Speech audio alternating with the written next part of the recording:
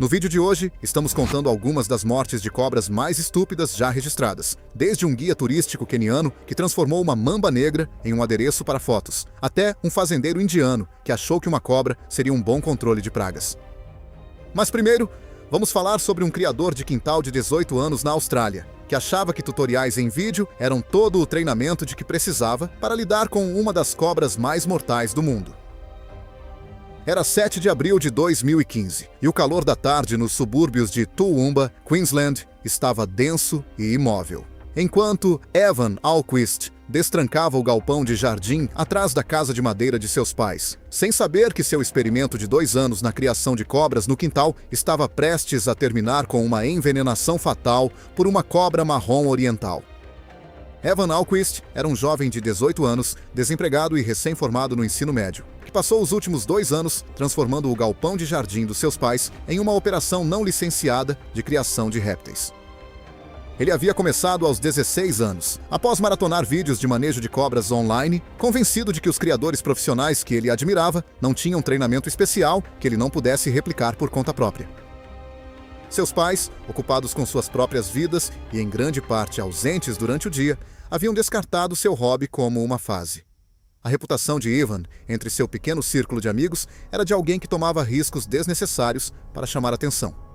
Ele regularmente postava vídeos de si mesmo manuseando cobras venenosas com as mãos nuas, segurando corpos escamosos logo atrás de suas cabeças, prestes a terminar com uma envenenação fatal de uma cobra marrom oriental, resultado de 2 anos de confiança desenfreada construída com base em desinformação online. Seu objetivo naquele outono era simples: expandir sua coleção e, eventualmente, vender filhotes para outros entusiastas através de fóruns online. Ele havia adquirido várias espécies sem permissões, mantendo-as em caixas de armazenamento de plástico baratas, empilhadas de forma desordenada em prateleiras de metal. Entre sua coleção, havia uma grande cobra marrom oriental adulta, provavelmente com mais de 1,5 metros, que ele havia comprado de uma fonte duvidosa 3 meses antes. Amigos que visitaram o galpão o alertaram repetidamente de que ele estava abusando da sorte, especialmente com a cobra marrom, que se tornara cada vez mais agressiva durante as alimentações. Evan descartou suas preocupações com a mesma confiança que o havia levado por dezenas de sessões de manuseio sem incidentes. A cobra marrom oriental é a segunda cobra terrestre mais venenosa do mundo, capaz de entregar uma dose de veneno suficiente para causar envenenamento sistêmico fatal em vários humanos adultos. Essas cobras podem crescer até 2,10 metros de comprimento e são notoriamente rápidas e agressivas quando ameaçadas, capazes de atacar várias vezes em rápida sucessão. Seu veneno contém toxinas pró-coagulantes potentes e componentes cardiotóxicos que causam consumo rápido de fatores de coagulação, hemorragia interna, hipotensão e colapso cardiovascular, em vez de destruição tecidual localizada proeminente. Ao contrário de algumas espécies venenosas que dão mordidas secas como aviso, as cobras marrons orientais geralmente injetam quantidades significativas de veneno a cada ataque. Eles são responsáveis por mais mortes na Austrália do que qualquer outra espécie de cobra, e os especialistas recomendam universalmente nunca manuseá-los sem o equipamento adequado, treinamento e acesso imediato ao antiveneno. Naquela tarde de terça-feira, Evan decidiu transferir a cobra marrom para um recinto maior. Ele trabalhava sozinho, como costumava fazer, com o telefone apoiado em uma prateleira para gravar o processo para seus seguidores nas redes sociais. A única janela do galpão proporcionava ventilação mínima, e a temperatura lá dentro havia ultrapassado 90 graus. Evan removeu a tampa do recipiente de plástico e a cobra imediatamente levantou o terço frontal do corpo em uma curva em S defensiva, um claro sinal de aviso que ele ou não reconheceu ou escolheu ignorar. Ele estendeu a mão sem luvas, tentando agarrar a cobra atrás da cabeça, mas sua palma escorregou nas escamas lisas. A cobra recuou e atacou sua mão, errando por centímetros. Evan recuou bruscamente, derrubando um recipiente vazio, e o barulho agitou ainda mais a cobra. Ela se enrolou firmemente, com a cabeça acompanhando seus movimentos com foco predatório. Evan murmurou algo inaudível no vídeo recuperado e tentou novamente, desta vez tentando prender a cabeça da cobra com uma mão enquanto segurava o corpo com a outra. A técnica foi desajeitada e mal executada. O próximo ataque veio sem aviso, a cabeça da cobra avançando com precisão mecânica.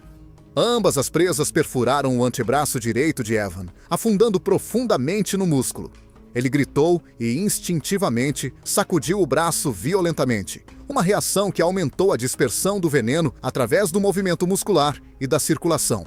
Quando ele tentou se afastar, a cobra atacou novamente, desta vez atingindo seu pulso. As presas seguraram por uma fração de segundo antes de Evan finalmente libertar seu braço, cambaleando para trás na estante. A dor foi imediata e intensa, irradiando pelo braço como fogo se espalhando por arbustos secos. Evan segurou o antebraço, sangue escorrendo de 2 ferimentos perfurantes distintos, com inchaço local limitado e início de hematomas. Ele cambaleou em direção à porta do galpão, seu telefone esquecido, ainda gravando o espaço vazio onde ele havia estado. A cobra, agora livre, deslizou pelo chão de concreto em direção a uma fenda nas tábuas da parede.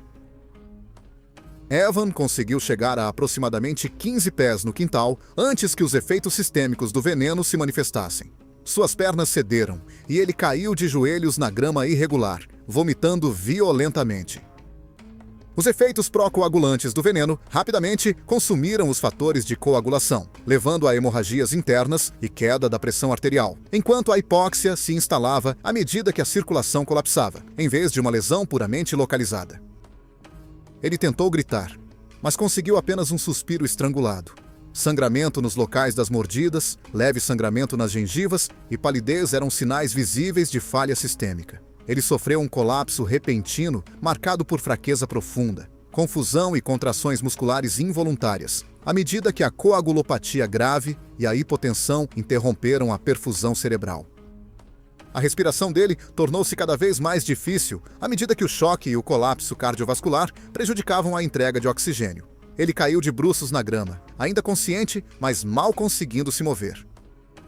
Toda a sequência, desde a mordida até o colapso cardiovascular, levou aproximadamente 12 minutos, consistente com casos documentados de envenenamento por cobra marrom oriental. A mãe de Evan chegou em casa às 3h47 da tarde e o encontrou imóvel no quintal, com inchaço moderado no braço e claros sinais de choque e colapso, com o rosto pálido. Ela chamou os serviços de emergência imediatamente, seus gritos audíveis para os vizinhos, que mais tarde deram depoimentos à polícia. Os paramédicos chegaram 14 minutos após sua chamada, e Evan apresentava sinais graves de envenenamento e choque. Eles iniciaram cuidados de suporte agressivos, manejo das vias aéreas, oxigênio, fluidos intravenosos, suporte das vias aéreas e medidas avançadas de suporte à vida, mas não administraram antiveneno no local. O antiveneno foi preparado e administrado na chegada ao hospital de Toowoomba, mas ele foi declarado morto pouco depois, às 4h23 da tarde. O médico assistente observou que, mesmo quando o antiveneno foi administrado prontamente na chegada, a extensão do envenenamento sistêmico e o atraso desde as mordidas iniciais tornaram a reversão improvável. A polícia apreendeu as cobras restantes do galpão, incluindo 6 espécies venenosas mantidas sem permissão. A cobra marrom que escapou nunca foi recuperada, o que levou a um breve alerta no bairro. Notícias locais divulgaram uma história de advertência sobre os perigos de manter répteis sem licença, mas gerou pouca atenção além de Toowoomba. Nenhuma acusação criminal foi feita, pois Evan era um adulto aos 18 anos e a única vítima de sua própria negligência. Seus pais, devastados e incapazes de permanecer na casa onde seu filho havia morrido, venderam a propriedade silenciosamente 4 meses depois e se mudaram para outro estado. O galpão foi demolido pelos novos proprietários. Enquanto os pais de Evan deixavam silenciosamente a casa onde seu filho havia morrido, um guia turístico freelancer nos arredores de Nairobi colocava uma mamba negra sobre os ombros para uma foto. Sem saber que uma mordida no rosto permite uma rápida absorção sistêmica do veneno, acelerando dramaticamente os efeitos neurotóxicos. Era 19 de outubro de 2017, e o sol da tarde pairava pesado sobre as planícies pontilhadas de acácias nos arredores de Nairobi, projetando longas sombras sobre o terreno empoeirado onde Jabari Ndeti estava prestes a cometer o último erro de sua vida.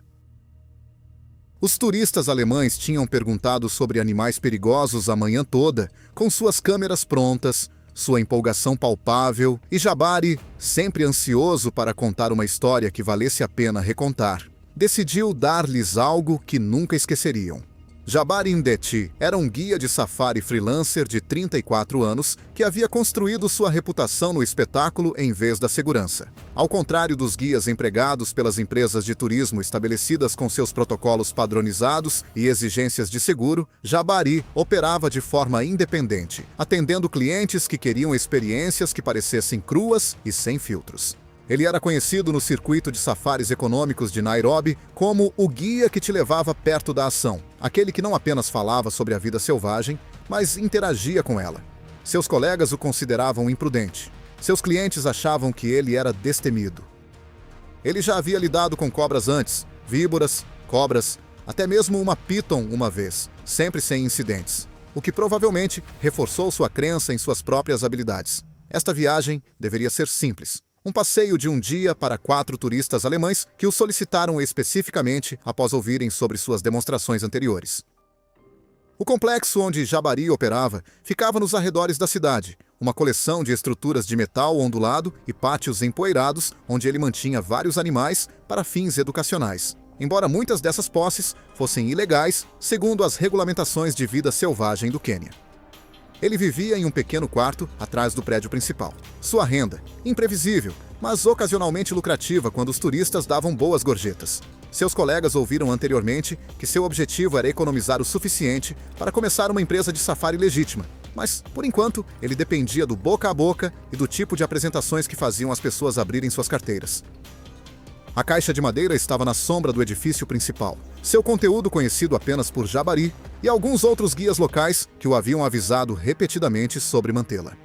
Mambas negras estão entre as cobras mais temidas da África, e por boas razões. Elas podem crescer até 14 pés de comprimento e estão entre as cobras mais rápidas, capazes de movimentos rápidos que excedem o tempo de reação humano. O veneno deles é uma neurotoxina potente, capaz de fornecer uma dose grande e potencialmente fatal em uma única mordida eficaz, levando principalmente à paralisia progressiva dos músculos respiratórios. Sem antiveneno, a taxa de mortalidade é extremamente alta, com a morte frequentemente ocorrendo em várias horas à medida que a paralisia avança e a respiração falha. Eles são notoriamente defensivos quando encurralados e podem atacar rapidamente se provocados. Quando os turistas alemães perguntaram sobre a vida selvagem perigosa, Jabari viu uma oportunidade. Ele lhes mostrou fotografias, descreveu encontros, mas suas expressões mostravam que queriam mais. Um deles, um homem na casa dos 50 anos, perguntou se Jabari já tinha realmente manuseado uma cobra perigosa. Jabari sorriu e disse-lhes para esperar. Ele caminhou até a caixa de madeira, ignorando o olhar rápido de preocupação de seu assistente, um homem mais jovem chamado David, que ajudava com a logística. David o havia alertado repetidamente de que a cobra poderia matá-lo e que ele nunca deveria manuseá-la com as mãos nuas, mas Jabari o dispensou. A tampa da caixa saiu com um rangido de pregos contra a madeira. Dentro, enrolada no interior escuro, a mamba negra estava quase imóvel. Jabari o manteve por 3 semanas, alimentando-o com ratos vivos e convencendo-se de que isso constituía algum tipo de relacionamento. Ele estendeu a mão com as mãos nuas, segurando a cobra atrás da cabeça, apesar de isso ser considerado extremamente perigoso, mesmo para herpetologistas treinados. A mamba tinha quase 9 pés de comprimento. Seu corpo era grosso e musculoso. Os turistas ofegaram excitados. Jabari, provavelmente alimentando-se da reação deles, fez um espetáculo, explicando em seu inglês com sotaque que esta era uma das criaturas mais mortais da África. Que a maioria das pessoas nunca chegava tão perto. Que isso exigia respeito absoluto e compreensão. Ele colocou a cobra sobre os ombros como um cachecol vivo, embora sua cabeça permanecesse tensa, levantando e abaixando levemente um claro aviso de agitação defensiva. A língua da mamba se movia rapidamente, provando o ar, sentindo o calor e o movimento ao seu redor. David, a alguns metros de distância, percebeu primeiro o sutil achatamento do pescoço da cobra, a tensão aumentada em seu corpo. Ele gritou um aviso, mas Jabari o dispensou, muito focado em seu público. Os turistas estavam tirando fotos freneticamente, encantados com o espetáculo. Um deles perguntou se podiam tocá-la. Jabari estava se virando para responder, com a cabeça inclinada para a esquerda quando a mamba atacou. O ataque foi mais rápido do que o tempo de reação humano. A cobra deu uma única mordida defensiva precisa. Sua cabeça avançou em uma fração de segundo, com golpes subsequentes cortando o ar, mas sem acertar.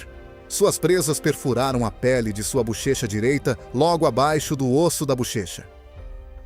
Uma grande dose de veneno foi injetada diretamente no tecido altamente vascularizado do rosto dele, a poucos centímetros de importantes vasos sanguíneos. Jabari gritou, um único grito agudo de choque e dor, e agarrou a cobra, puxando-a para longe de seu corpo. A mamba se soltou e recuou, desaparecendo sob o metal velho e a vegetação na borda do complexo. Os turistas ficaram paralisados. Jabari cambaleou para trás, com a mão pressionada na bochecha, onde 2 perfurações já estavam inchando. Em 20 minutos, os primeiros sintomas neurotóxicos começaram com formigamento, fraqueza facial e contrações musculares se espalhando pelo rosto e pescoço. Ele tentou falar, mas as palavras saíram arrastadas. David ligou para os serviços de emergência imediatamente, fornecendo uma localização precisa e explicando que era uma mordida de mamba negra no rosto. A ambulância chegou em aproximadamente 18 minutos, navegando por estradas de terra não pavimentadas nos arredores de Nairobi. Os paramédicos encontraram Jabari consciente, mas deteriorando-se rapidamente. Eles aplicaram uma bandagem de imobilização por pressão e forneceram oxigênio antes de transportá-lo para o hospital. A localização da mordida, próxima ao cérebro e em tecido rico em vasos sanguíneos, significava que a neurotoxina se espalhou eficientemente. A fraqueza dos músculos respiratórios progrediu ao longo da próxima hora. Seus movimentos torácicos tornaram-se superficiais e irregulares à medida que a paralisia avançava. Jabari morreu dentro de 1 hora após a mordida, seu sistema respiratório falhando enquanto ele perdia a capacidade de respirar de forma independente. O antiveneno foi atrasado na chegada, uma limitação comum em hospitais menores do Quênia, e as medidas de suporte foram insuficientes para reverter a paralisia a tempo. O relatório do legista listou a causa da morte como falha respiratória secundária a envenenamento neurotóxico por mordida de mamba negra, observando lesão local mínima, mas paralisia neurosistêmica profunda. A empresa de safari, que ocasionalmente contratava os serviços de Jabari, imediatamente encerrou todas as demonstrações de cobras em suas operações. Os turistas alemães prestaram depoimentos à polícia e deixaram o Quênia 2 dias depois, suas férias irrevogavelmente alteradas. David encontrou outro trabalho, com um operador de turismo legítimo. Nenhum serviço memorial foi realizado para Jabari. Sua família, envergonhada pelas circunstâncias de sua morte e pela posse ilegal de animais perigosos, o enterrou discretamente. Enquanto os convidados de Jabbar voltavam para casa com histórias que nunca esqueceriam, um pequeno agricultor na Índia soltaria uma cobra dentro de sua própria casa para resolver um problema de ratos, sem saber que o veneno não distingue entre praga e provedor. Era 2 de junho de 2014, e o calor sufocante da zona rural de Punjab pressionava a pequena aldeia de Malwa Kalan como um peso. O ar denso de poeira e o cheiro de trigo amadurecendo enquanto Harjit Malwa estava em seu depósito escuro segurando um saco de estopa que se contorcia com os movimentos da cobra dentro. Uma solução para seu problema de ratos que o mataria antes da meia-noite. Harjit Malwa era um agricultor de 52 anos que trabalhava em um modesto pedaço de terra que estava em sua família há 3 gerações. Ele era conhecido em toda a aldeia como teimoso, o tipo de homem que rejeitava métodos modernos em favor do que ele chamava de sabedoria tradicional, embora seus vizinhos frequentemente apontassem que suas tradições eram frequentemente apenas suas próprias ideias disfarçadas de conhecimento ancestral. Suas colheitas de trigo e arroz eram adequadas, mas não excepcionais, e ele complementava sua renda armazenando grãos para outros agricultores em um cômodo convertido de sua casa. Os ratos se tornaram um problema sério no último mês, roendo sacos e contaminando os estoques com seus excrementos. Ele havia perdido quase um quarto de seu estoque, e os agricultores que lhe pagaram pelo armazenamento estavam começando a reclamar. Seu vizinho, Gurmeet, havia sugerido veneno comercial para ratos ou armadilhas de mola, até se oferecendo para lhe emprestar várias. Harjeet o dispensou com desdém, dizendo que os produtos químicos eram caros e as armadilhas exigiam monitoramento constante. Ele havia anunciado seu plano 3 dias antes. Ele capturaria uma cobra dos campos e a soltaria em sua casa para caçar os ratos naturalmente. Gurmeet e vários outros aldeões lhe disseram que isso era insano, que as cobras eram imprevisíveis e perigosas, e que trazer uma para uma casa onde sua esposa e 3 filhos dormiam era ilegal e imprudente além da conta. Harjeet riu das preocupações deles, insistindo que cobras eram a solução natural para roedores, que seu avô tinha feito a mesma coisa, embora ninguém pudesse verificar essa afirmação. Sua esposa protestou, mas ela disse que Harjeet descartou suas preocupações como excesso de cautela feminina. Os campos ao redor da aldeia eram um mosaico de canais de irrigação e fileiras de culturas. A terra rachada e seca entre as regas, com vegetação densa ao longo das valas de drenagem, onde as cobras se abrigavam do calor. As cobras indianas estão entre as cobras mais perigosas do sul da Ásia, responsáveis por milhares de mortes anualmente. Eles geralmente crescem entre 4 e 6 pés de comprimento, com presas capazes de entregar uma dose potencialmente fatal de veneno, especialmente quando mais de uma mordida eficaz ocorre. O veneno é principalmente neurotóxico, atacando o sistema nervoso e causando paralisia progressiva, que eventualmente impede o funcionamento do diafragma, levando à falha respiratória. Cobras são geralmente tímidas e fogem dos humanos quando possível, mas, quando encurraladas ou ameaçadas, tornam-se altamente defensivas, levantando suas capuzes distintivas e atacando com notável velocidade e precisão.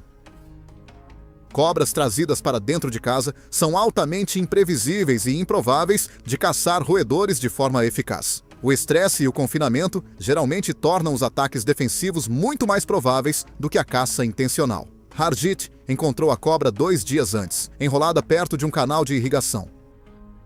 Usando um galho bifurcado e um saco de estopa, ele conseguiu capturá-la, um processo que levou quase 1 hora, segundo os vizinhos. Ele manteve a cobra no saco, amarrado, e colocou em um pote de barro em seu galpão, sem alimentá-la, acreditando que a fome a faria caçar melhor, embora na realidade isso apenas a tornasse mais defensiva. Seu filho mais velho, Navdeep, que tinha 19 anos e estava em casa vindo da faculdade técnica, viu o pote e perguntou ao pai o que ele estava fazendo. Quando Harjeet explicou, Navdeep olhou para ele incrédulo, perguntando se ele entendia o quão perigoso isso era. Harjeet lhe disse para se concentrar nos estudos e deixar que os homens cuidassem das questões práticas. Na noite de 2 de junho, depois que sua esposa e filhos mais novos foram visitar a irmã dela na aldeia vizinha, Harjeet decidiu que era a hora. Navdeep estava na sala da frente estudando quando ouviu seu pai se movendo na área de armazenamento. Harjeet carregou o pote de barro para dentro da casa, o saco dentro ainda se movendo. Ele não tinha luvas de proteção, ganchos para cobras ou outro equipamento de segurança, planejando guiar a cobra em direção ao depósito onde os ratos eram mais ativos. Ele desamarrou o saco no corredor estreito entre a sala principal e a área de armazenamento. Depois, o virou e recuou. A cobra emergiu lentamente, seu corpo se desenrolando enquanto provava o ar com a língua, desorientada pela mudança repentina de ambiente. Com base em breves declarações de Harjeet, foi assim que o acidente aconteceu. Ele cometeu seu primeiro erro ao tentar direcionar a cobra imediatamente. Ele cutucou-a com a vassoura, tentando empurrá-la em direção à porta do depósito. A cobra, já estressada por dias em cativeiro, reagiu defensivamente. Ela levantou o terço frontal do corpo do chão, abrindo o capelo. Uma clara demonstração de aviso que Harjeet ou não reconheceu ou escolheu ignorar. Ele cutucou novamente, e a cobra começou a se mover, mas não em direção à sala de armazenamento. Ele se moveu em direção ao canto, onde as sombras ofereciam uma segurança percebida. Harjeet avançou para bloqueá-lo. A vassoura se estendeu, e a cobra a atacou. A primeira mordida atingiu a coxa direita de Harjit, as presas perfurando o fino algodão de sua roupa e afundando profundamente no músculo. O ataque foi tão rápido que Harjit não percebeu até que a cobra já tivesse recuado. Ele gritou de dor e surpresa, cambaleando para trás, e a cobra atacou novamente e imediatamente, atingindo a mesma perna um pouco mais acima, mais perto da virilha.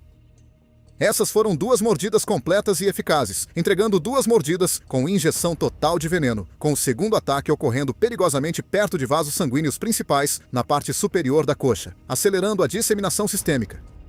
As presas deixaram 4 feridas perfurantes distintas, cada uma sangrando levemente, com feridas perfurantes visíveis e inchaço progressivo, enquanto os efeitos neurotóxicos sistêmicos avançavam rapidamente.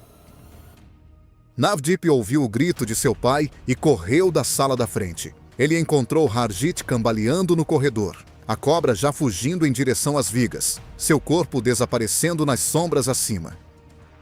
Harjit estava segurando a coxa, o rosto contorcido, tentando explicar o que havia acontecido. Navdeep podia ver as marcas da mordida. Ele correu para a casa do vizinho, batendo na porta de Gurmit, gritando por ajuda. Em poucos minutos, vários vizinhos se reuniram. Encontraram Harjit sentado no chão, com as costas contra a parede, a perna marcada por um inchaço intenso e sangramento. O veneno estava agindo rapidamente. Harjit havia vomitado 2 vezes. Sua respiração estava difícil, cada respiração exigindo um esforço visível. O suor escorria pelo rosto dele, apesar do frescor da noite.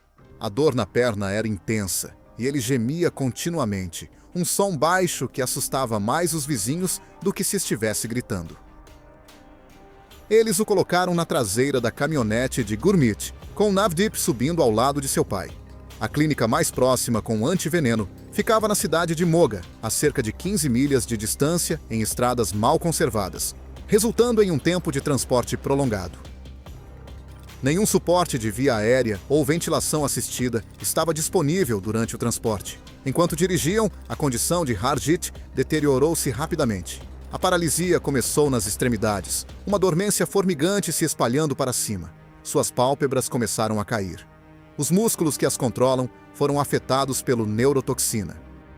A respiração dele ficou cada vez mais superficial à medida que o veneno atacava os nervos que controlavam o diafragma.